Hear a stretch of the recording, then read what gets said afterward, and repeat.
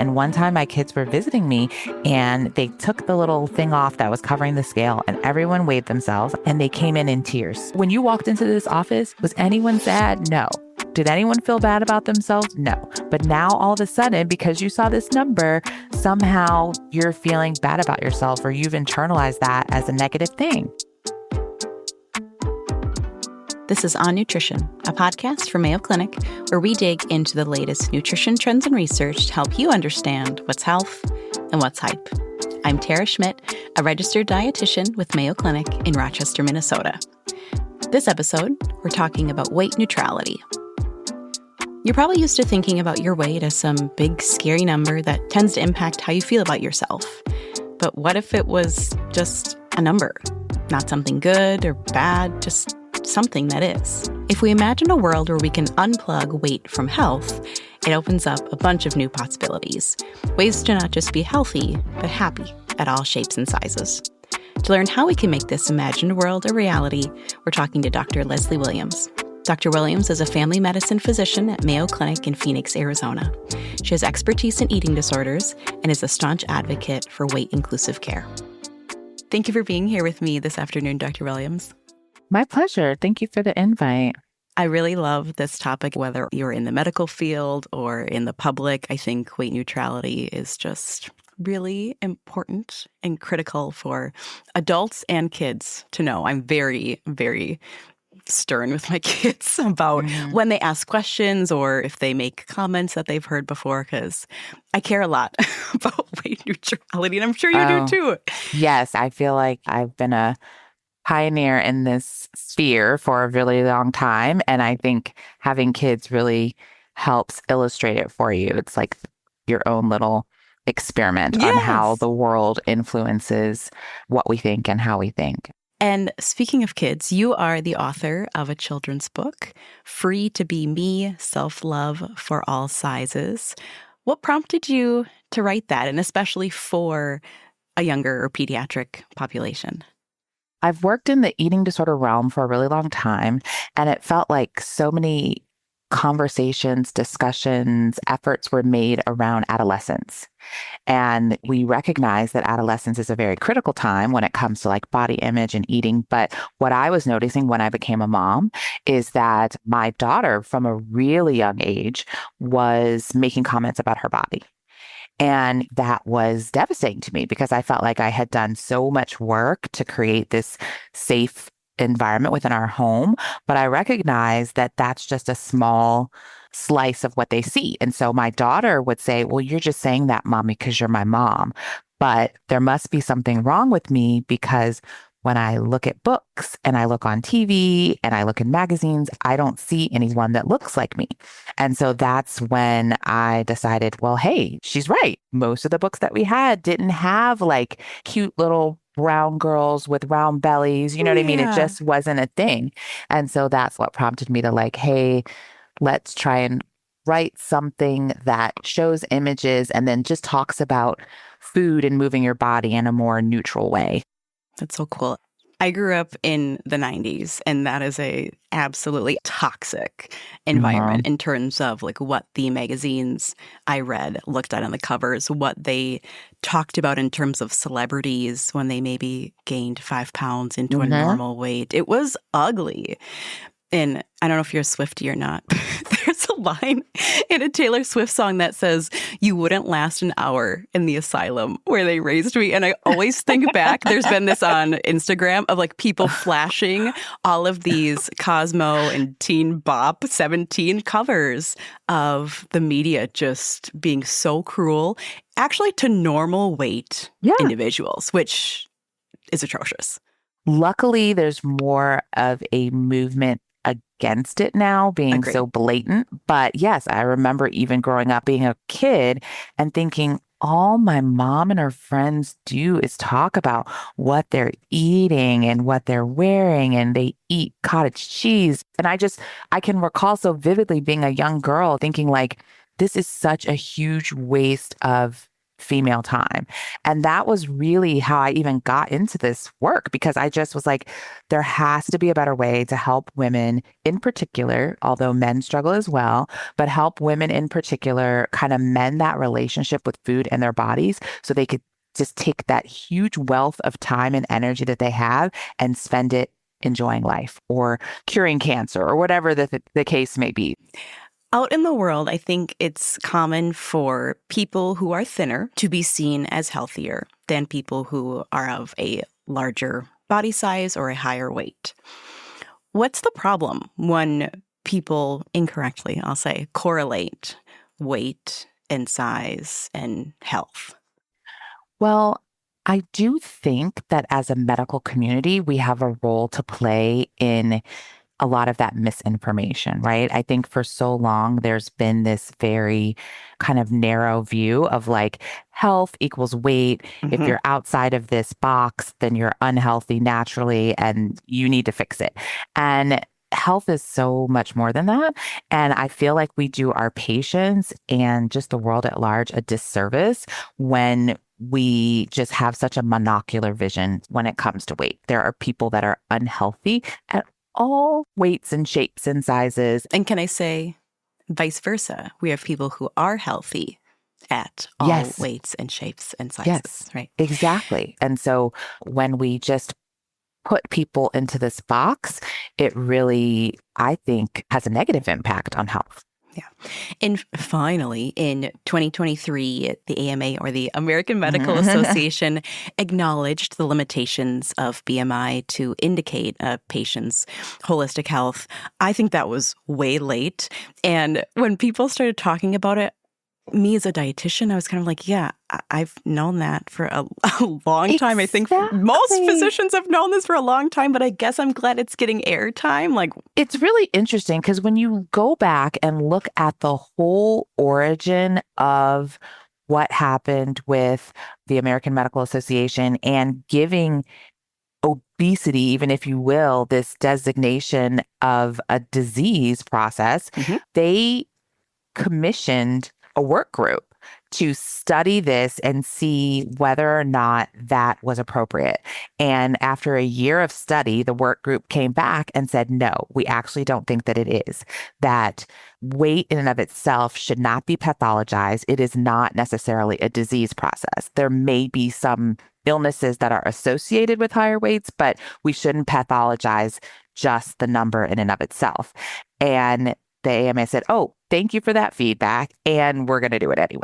And so it was kind of like this most recent rollback was really more consistent with even their original findings. Mhm. You know, I'm grateful for it in so many ways because it's starting a lot more of these conversations, but the data had never supported that in the first place. Or a little slow sometimes. Mhm. Part of your approach comes from the health at every size framework. Can you explain what that is?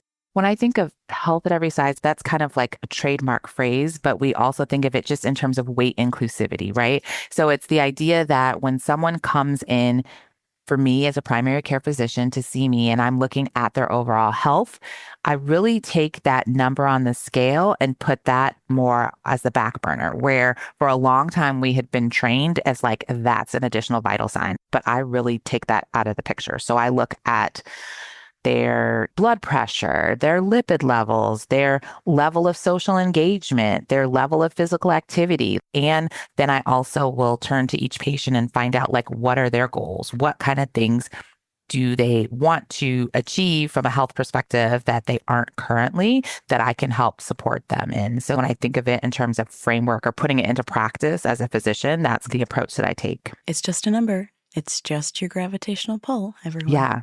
And I try to de-villainize it for a Exactly, long time. exactly. Yeah. Is there a difference between weight inclusivity and weight neutral care? They're very kind of overlapping. I think in both instances, it's this idea of we want to advocate for people of all sizes having access to exemplary healthcare. And when I think of it from the inclusive lens, I think of making sure that everything within my physical environment, as well as how I interact with the patients and everything that I do is welcoming to people of all different sizes. But then when I think of weight neutral, it's that our interaction when it comes to your health is really going to treat that number on the scale as neutral. I'm not going to villainize it if it's super high. I'm going to treat that as a neutral piece of data and really lean into some of those other things. And speaking of weight neutral, I remind myself of this. We should not always assume that we are celebrating someone's weight loss. Like, congratulations, you look great. And they're like, I got a divorce, or I'm sick, or I'm going through an incredibly stressful time. And if people want to be celebrated for their intentional weight loss, we're going to celebrate you because you worked your butt off. But just like we don't want to villainize a high weight in all cases, we don't want to also celebrate a low weight. Absolutely. And I've actually had personal experience with that. About a year and a half ago, my husband got really, really sick with a very rare illness and was losing extraordinary amounts of weight. And we were able to see like firsthand how everyone wanted to congratulate him on how thin he was and ask him, how did he do it? He's like, well, actually, I'm kind of dying. It was just that insane. Shuts people up real fast. Yeah, that people were just wanting to congratulate him. And then I also think about it on the flip side is people oftentimes just feel compelled. Like if you've lost weight, it's almost like a knee jerk of someone has to say, great job, congratulations. And to your point, you don't know how that weight loss has happened. It could actually be something very negative and terrible in this person's life. But also the unwritten message is that something was wrong with you before, and like, I think, why didn't you say I looked great 10 pounds ago? Exactly. So I think about it from a kid's point of view, right? And so I would see that so many times with young adolescents where maybe their body had changed as they were going through puberty or whatever. But people, again, the knee jerk is to congratulate you and say, good job. So now I need to continue to maintain this or continue this weight loss because I'm getting congratulated for it. And just by virtue of the fact that you never said anything to me before means that something was wrong. And no one's intentions are wrong. So if you've ever congratulated someone on their weight loss, or if you've said that they looked good, all of what you were doing was out of the goodness of your heart. So I don't want anyone to feel bad. I just want people to be aware of maybe let's check in with that person before we make a comment. Or exactly. Physicians and dietitians, when we say, is it okay if we discuss your weight, or are you interested in us talking about your weight? And if you say no, great, we're moving on. We can continue with the rest of your appointment. And when it comes to weight in my own practice, I usually don't even bring it up unless the patient does. And so I think in general, I just advise people to like avoid commenting on people's bodies unless they want to invite you into that conversation. If someone can't change something in their appearance in 5 seconds, you don't need to comment on it. If I have broccoli in my teeth, please tell me. If my husband's fly is down, I'm going to tell him. But if you can't change it in 5 seconds, you don't have to tell anyone anything. I love that. That is an excellent rule of thumb. And I think about that. It's so funny when it comes to, again, this idea of size diversity is like, we accept that people come with freckles or without, or different shades of eyes, different hair colors. But it's like when we look at people coming in different sizes and shapes, then you want to place blame. And I will oftentimes tell patients like, hey, I don't even use the BMI chart as a guide, but patients will get upset because they're like, hey, I like have this really healthy lifestyle and everything's wonderful, but this chart says that I'm too big. And I'm like, well, it's kind of like your hair color. Like if you have black hair and you just want to have blonde hair, I'm sure there's a lot that you could do to achieve that goal. Damaging. Exactly. But it's not necessarily going to be healthy, and it's not necessarily what's going to be best for your hair. So I talk about it in that context with my patients too, who feel just very compelled to like, all the books are saying X or all the charts are saying Y, do I need to try and achieve that goal? What do you think the benefits are for patients when healthcare providers adopt a weight neutral or weight inclusive approach to medicine? Do you have any examples? The benefits are that you create an environment where everyone feels welcome and wants to come to you when they have a medical issue. I think there's so much weight stigma within healthcare. And when we look at the disparities, oftentimes when it comes to health outcomes, especially people of color, people in larger bodies, oftentimes the delay in treatment is the difference maker in terms of their outcomes. And frequently that delay happens because they don't feel comfortable. They feel fearful. Post pandemic really highlighted that for me because there were so many patients that were like, I know I haven't been in for a while, but I gained 10 pounds and I was just so ashamed and I just didn't want to get in trouble. And so I just think of it from this perspective of like, hey, if you create an environment where everyone feels welcome and they feel accepted and seen and heard, how much better is that for the overall health of the world? Is that people are willing to come in and get the care that they need. And that the care facility has the appropriate tools without Absolutely. someone having to run and go get a larger blood pressure cuff, or I'm sorry, sir, we'll get you a bigger gown or a gown to put on the back because your gown on the front doesn't cover up what you needed to cover up. So that's significant too, because it draws attention to someone's size of their body when if you don't need a new blood pressure cuff, you don't even think about it. But if someone has to run down the hallway to get you a new one every time, that's Yeah. impactful. And it's telling you don't belong here, right? We're not prepared for you. So you know what I mean? Like not having adequate seats and things like that. It's like you're giving the unspoken message that you're not welcomed.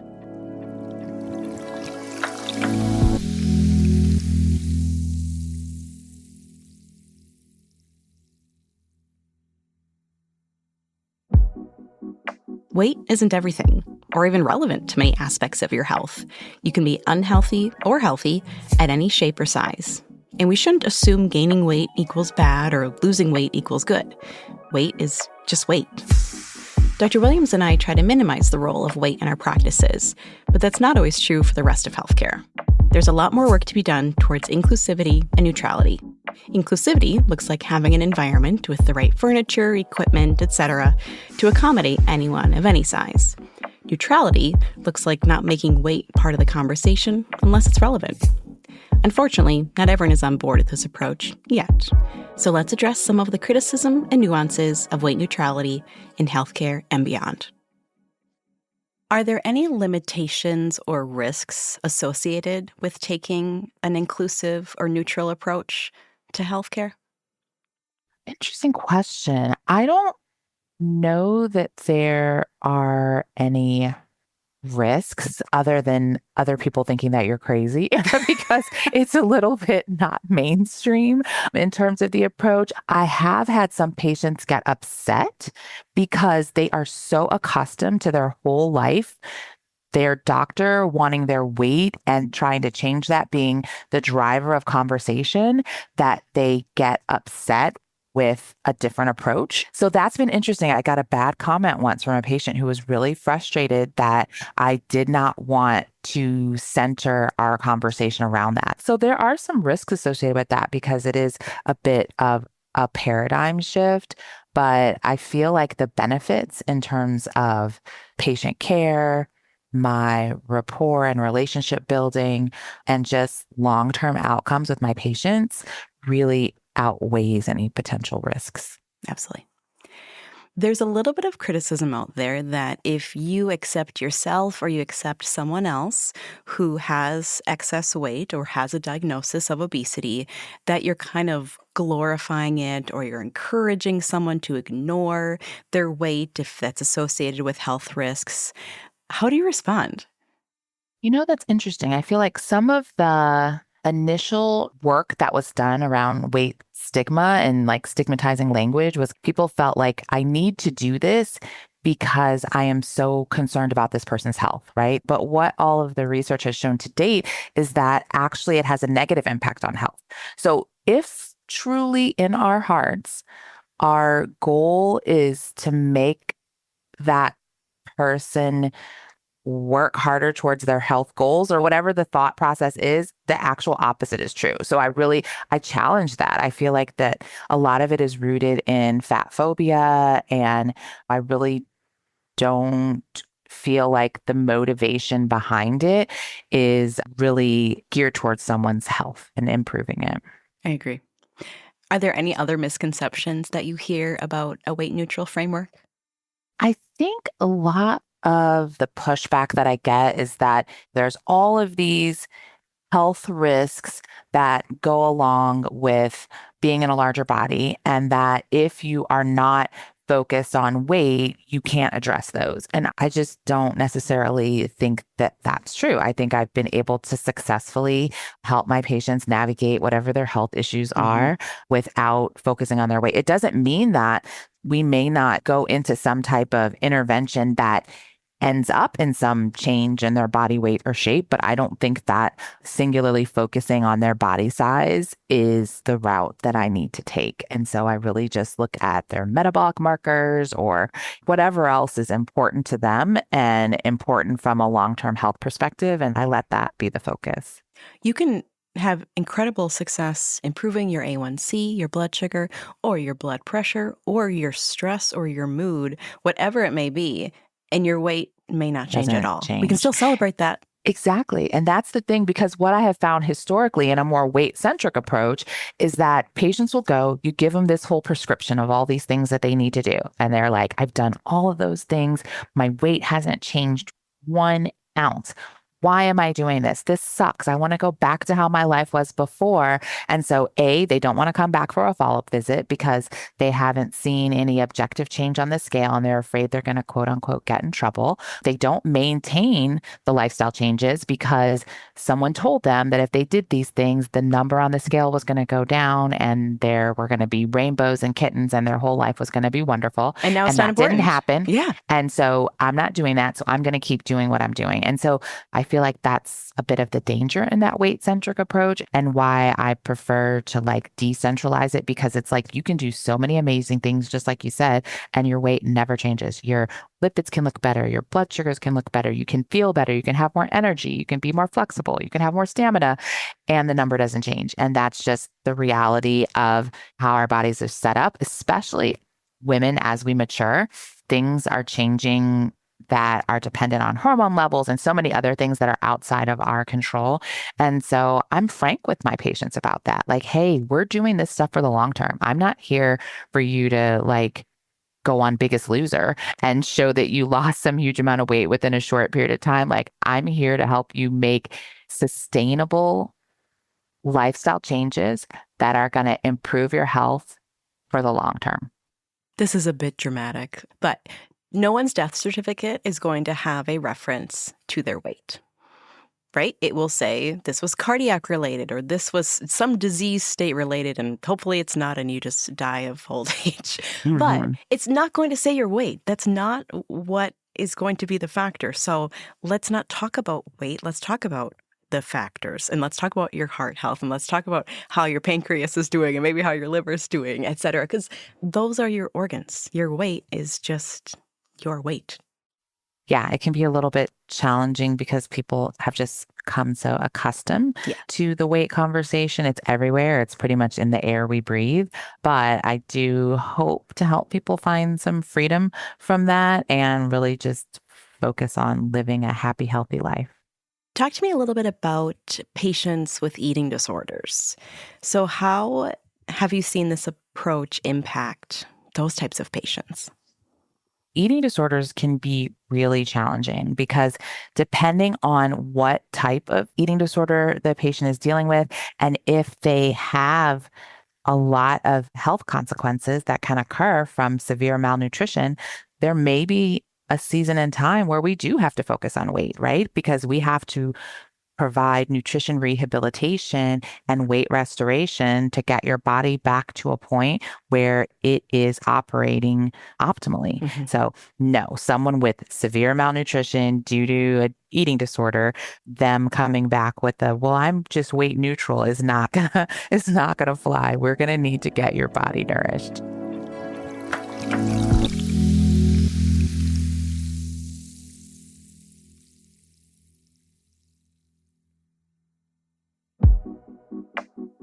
With a weight-neutral approach, it's pretty clear the rewards outweigh the risks, but it can be jarring for folks who are used to weight being the center of the conversation. However, we've got plenty of data that stigmatizing weight is actually bad for your health, rather than motivating. And weight neutrality doesn't mean we're neutral on health. It means that we focus on the more direct indicators of health, like your A1C, lipids, energy, and mood. Working on those things might very well cause you to lose weight, but you can also improve some health indicators and get celebration-worthy results without losing weight at all.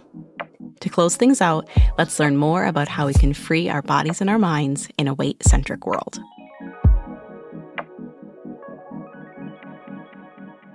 How can someone feel like they're practicing a healthy lifestyle or stay healthy without keeping an eye on the scale?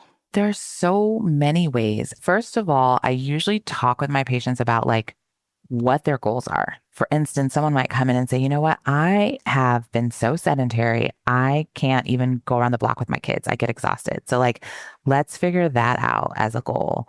Or I used to ride my bike all the time and I want to do that. Or our whole life is just on the go, on the go, on the go, that I'm eating out so much and eating so much fast food that I really just feel like sluggish. I don't feel like myself. I want to get back to like preparing more fresh foods. Like, I just feel like there's a lot of goal setting that could be done outside of the scale. Maybe if some people feel like they want to keep a general gauge on their weight, maybe that's something that's done every like 6 to 12 months. But I think that if you're someone that's like weighing every single day or multiple times a day or after every meal, like that's really excessive. And I don't know that that's really going to create kind of that health promoting environment or culture that we're hoping you'll want to create for yourself. It's kind of the opposite, right? Because we don't have control day to day, let's say, on our weight. So there's no use in creating a weight goal for the end of next week or even the end of next month, because how are you going to control that? And I know that I'm part of the Mayo Clinic diet. I try to help people lose weight healthfully. So I get it.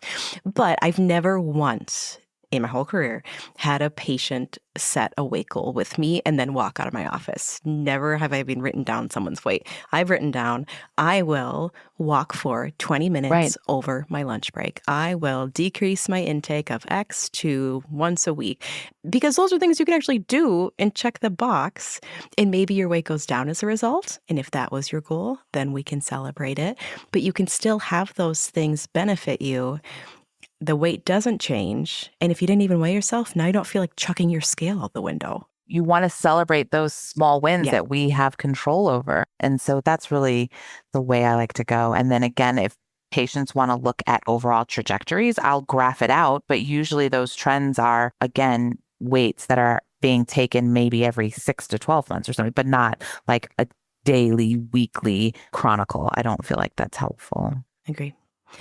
It's one thing to understand that your health isn't necessarily tied to your body size, but it's also a different thing to embrace it, especially in the culture that we live in. So what is your advice to someone who wants to adopt this kind of mindset? It can be very challenging and you have to be intentional. I think one of the first things you can do, because so many people are plugged into social media, is to audit your social media page. Oh, heck Is yes. to look at the stuff that you're following. And there are so many people out there who are celebrating body diversity and body acceptance, and just like look at adding that stuff into the visuals that you're seeing, because we're impacted by things that we're taking in visually, even if there's no active absorbing of the information. So it's like being really cognizant of like what you surround yourself with and the messages that you surround yourself with, the people that you spend time with. Like maybe you're in a group of friends that wants to spend every meal talking about what they're not going to eat and not eating. And you know what I mean? That Don't type of invite thing. me. I don't wanna And be that there. exactly, I don't want to be there either.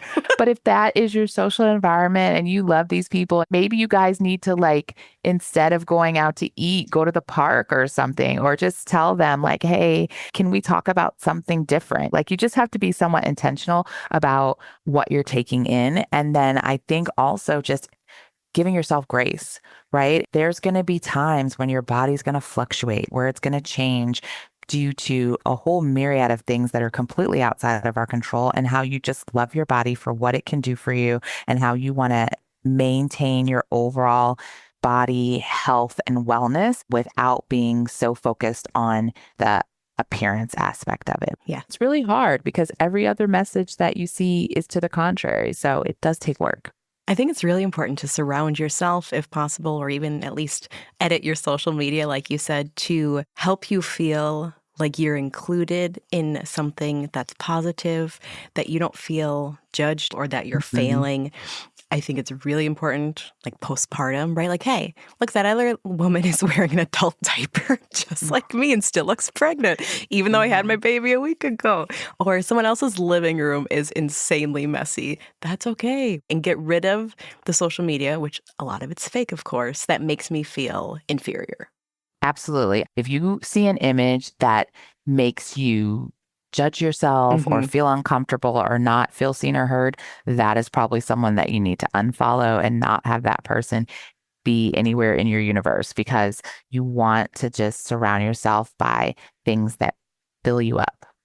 How can we talk about this, though, with family, friends, loved ones who don't agree, right? It's easy enough for me to click unfollow or unfriend, but what about a conversation in real life with someone that you want to be blunt with and say that I don't appreciate maybe how you discuss that, or can we be a little bit more neutral?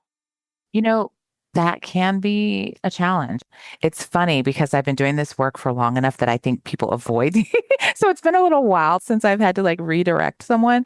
But I think that just saying, hey, I'd really appreciate it if we would avoid talking about people's bodies. Or as a mom, like, hey, I'd really appreciate if you didn't comment on my child's body, or please don't even comment on your own body. Again, back to like kids and people just being influenced by what they hear, even if you're not talking about them directly, but you're talking about another person or even about Hmm. your own self indirectly. People absorb that because they interpret that message that somehow is speaking to them.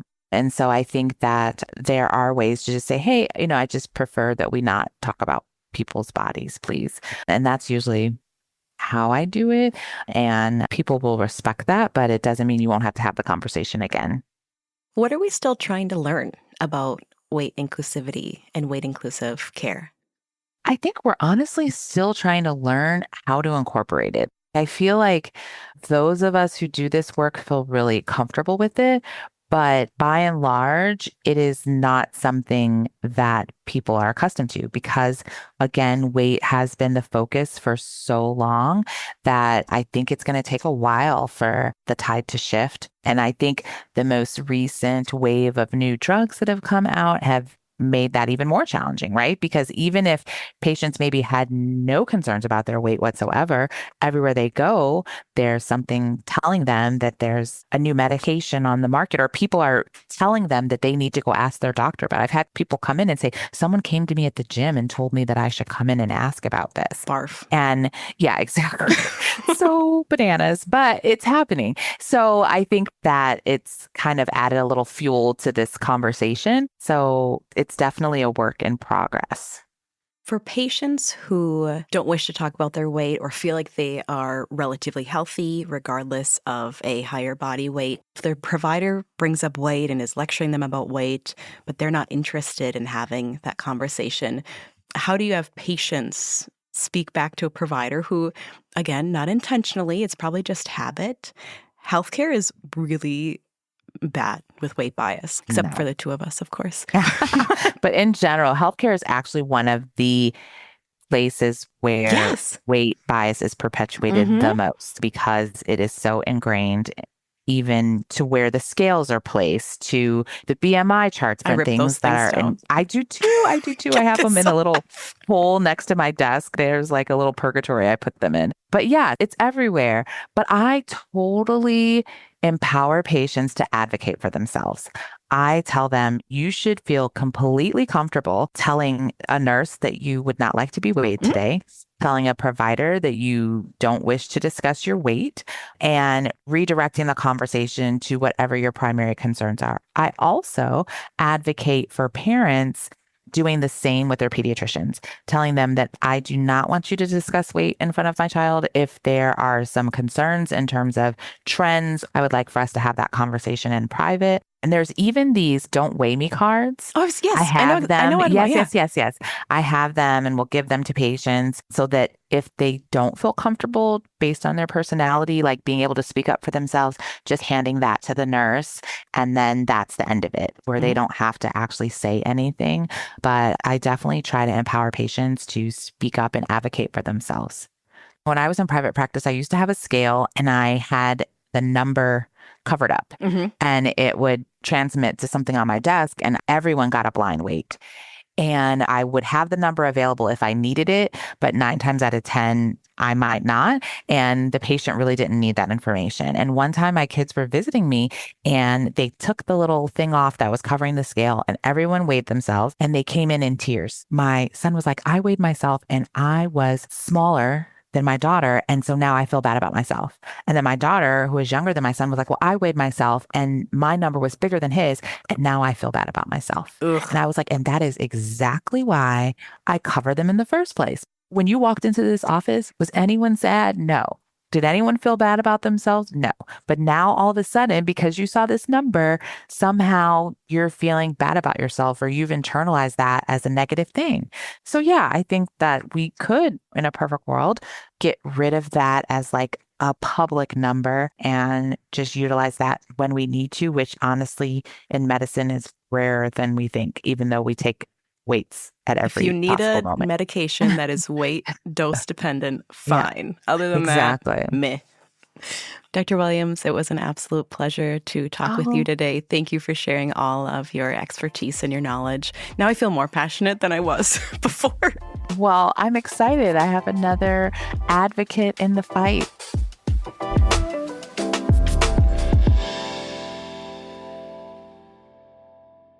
So if you want to untangle your weight from your health, think about your goals. Can you set goals for movement, how you want to eat, or the types of activities you do and how often? After that, think about how to change your mind. Maybe it's time for a social media edit. Unfollow accounts that make you feel bad about yourself or stigmatize weight, and try following ones that promote body acceptance or feature folks of many different sizes in equally positive ways. And if your friends, family, or social circles tend to fixate on weight, try changing the subject or politely shutting down unwanted conversations. When it comes to healthcare, feel free to be direct with providers, if that's something you feel comfortable doing. You can ask to not be waited in an appointment. And if your provider brings up your weight, you can decline to discuss it and steer the conversation back to your other concerns. And while that burden shouldn't be put on the patient, know that there are many of us out there that support you and are trying to turn the tide. That's all for this episode. But if you've got a question or topic suggestion, you can leave us a voicemail at 507-538-6272. We might even feature your voice on the show. For more On Nutrition episodes and resources, check us out online at mayoclinic.org/onnutrition. And if you found this show helpful, please subscribe and make sure to rate and review us on your podcast app. It really helps others find our show. Thanks for listening. And until next time, eat well and be well.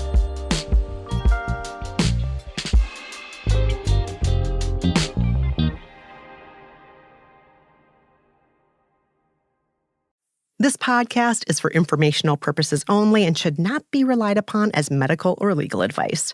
Always consult with a qualified healthcare provider for any medical questions. The appearance of any guest does not imply an endorsement of them, their employer, or any entity they represent. The views and opinions are those of the speakers and do not necessarily reflect the views of Mayo Clinic.